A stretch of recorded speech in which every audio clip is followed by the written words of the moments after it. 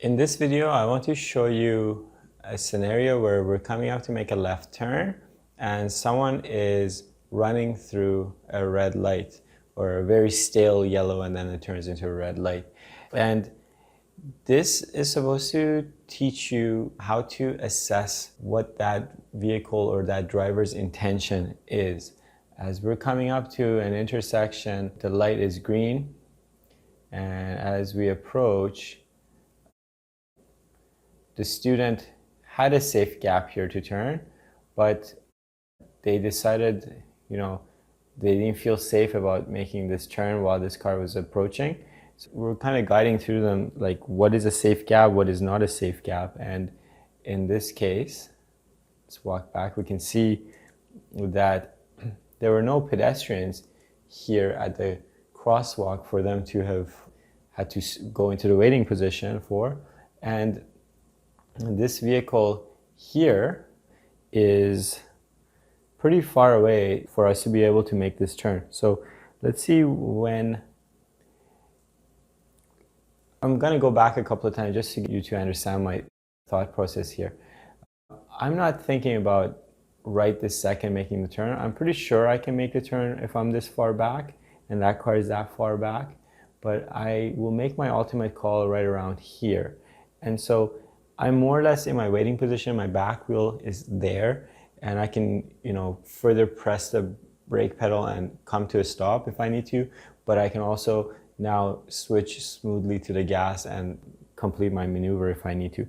But we're 36 seconds into the video, and let's just see this vehicle being this far back, if they're going 50 kilometers an hour, how long it takes for them to get to the intersection. So we're here. And there. So now they've entered into the intersection. So what is it now? It's 46 seconds into it. So that vehicle, when we were just arriving at the intersection, was 10 seconds away.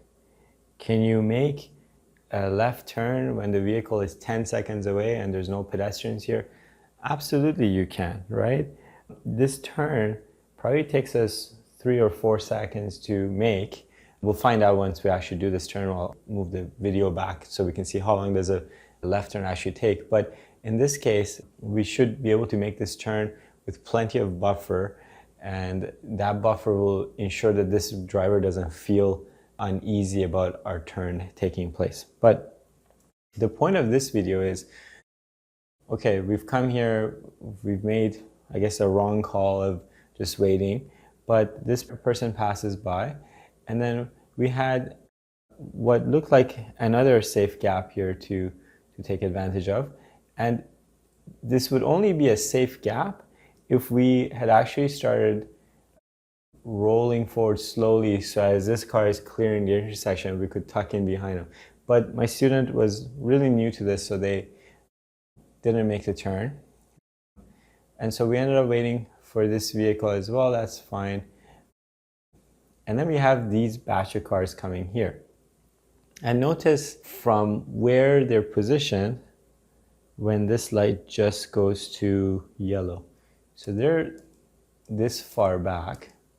And if you're going the speed limit and you're this far back, you should be able to safely stop at this light. And in fact, almost all the cars do, except for this person. And now they're pretty much going through the intersection when the light is red. So this was a bad call on this driver's behalf. The good thing is we didn't cut in front of them, right? And so I want you to watch this video quite a few times so you get a feeling of, hey, which one of these cars look like they're starting to slow down for this yellow, and which one of them, it was obvious they had no intention of slowing down for this light because they'd already made up their mind it's too late to stop, or even worse, they didn't care. So we can see right at that moment, there was no change in speed of this driver. Whereas you could see the change in speed of this driver and this driver, right? And this is the hardest thing for students initially to be able to gauge what's a safe gap, what's not a safe gap, and is that vehicle coming slowing down to stop, or are they blatantly going through the light? You see, if we had misread this and figured on a yellow I should just go ahead and make this turn, and this person was making no attempt to stop, then there would be a collision, and we would be primarily at fault because we're cutting in front of oncoming traffic, even ones that are running a yellow light, even one that is running a red light. So, and this happens a lot at this particular intersection. This is in Victoria, BC. It's Reynolds and Quadra. I find that this subtle hill here, people are already not going the speed limit. They're already probably going 10 above the speed limit, and now they're in a downhill slope, and they feel like, you know what, it's too late. It's too late. Let's just keep going. It's too late to stop for this light. But the thing is, just because you're speeding and just because it's a bit of an incline doesn't mean the timing between this yellow and red is going to be any different than any other intersection. So typically there's about a 3-second delay before this light turns from yellow to red. And so it's the same amount of time that you have to prepare to stop for that red light. And so long story short, this guy runs the red, and then we tuck in behind him. And this brings up another point, which is sometimes students will come into the intersection. Okay? So they'll come into their waiting position and they're waiting for oncoming traffic to come by, and then their light goes to yellow, and because they have heard so many times, hey, yellow means stop if it's safe, and they're already stopped, they're thinking, well, yellow means stop if it's safe. But yellow means stop if it's safe, and for it to be safe, you need to either be behind the stop line, but if you're already committed to the intersection, then you need to clear the intersection at some cycle of this light. So if it's not going to be a yellow because someone's running through the yellow, then it will have to be on a red, and that's totally fine because the law says you legally enter the intersection on a green, so you can legally exit it at some point during the cycle of this light, whether it ends up being yellow or whether it ends up being red.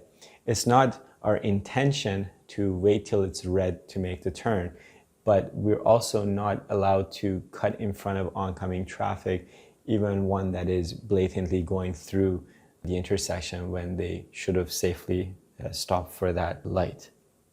So a few things to then take away from that, just making sure, A, you're reading what is a safe gap and what is not a safe gap, and B, realizing when the light turns to yellow, whether those bunch of vehicles are actually planning on stopping. And notice most of them did stop, but that one vehicle decided for whatever reason it's not safe to stop, or they didn't care and they went through. So we need to get good at reading when that is happening. It doesn't happen as often as students think.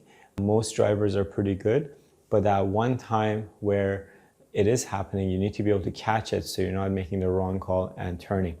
And this actually brings up another point, which is, notice what happens when it goes to yellow, right?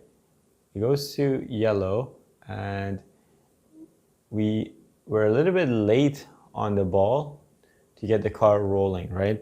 The moment that light turns yellow, regardless of whether we think this person is going to run the yellow or not, we need to take our foot off the brake. When you take your foot off the brake, the car starts rolling forward. And as we roll forward slowly, we can then be really sure about what this vehicle's intention is. You see there's a difference between that car's behavior and this car's behavior. Notice we're making a turn while these guys are still moving, but the movement of those vehicles versus this one is completely different.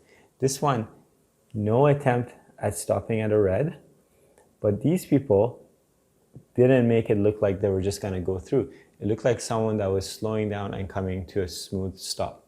If you're having a hard time gauging this, then you need to grab a coffee and go stand in an intersection and watch vehicles come to a stop over and over again and be like, yeah, I can see that guy is slowing down, or no, it looks like that guy is just gonna go right through the yellow, right? And just sit there, right, stationary.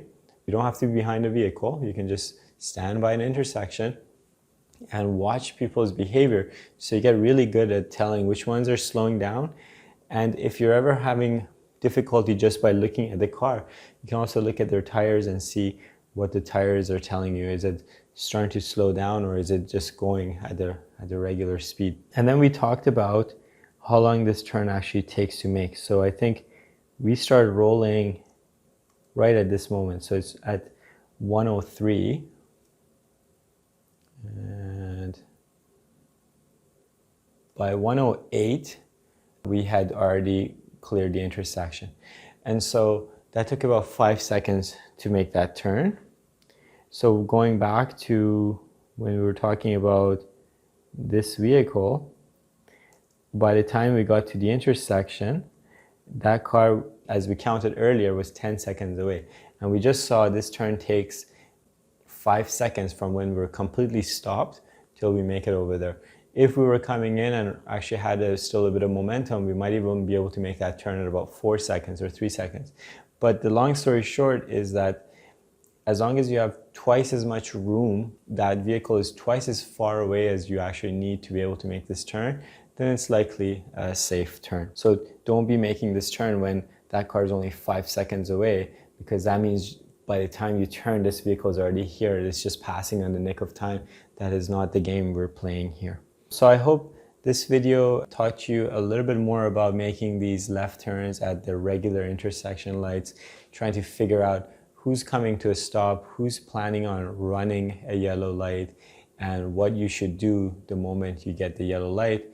Then that is not to quickly turn, is to take your foot off the brake and let the car roll forward slowly. And this brings up another point, which is when you're sitting at that intersection while you're waiting to figure out when it's time to make that turn, you do not want to angle your steering wheel to the left, right? Because as we just saw, when that person was running a yellow, if we angle to the left and take our foot off the brake, we're just going to go towards the oncoming traffic that in this case was running the red light. So we want to keep it straight, and as we get the ball rolling forward and we know we're about to clear the intersection, then we go ahead and steer with our turn. I'll see you in the next video.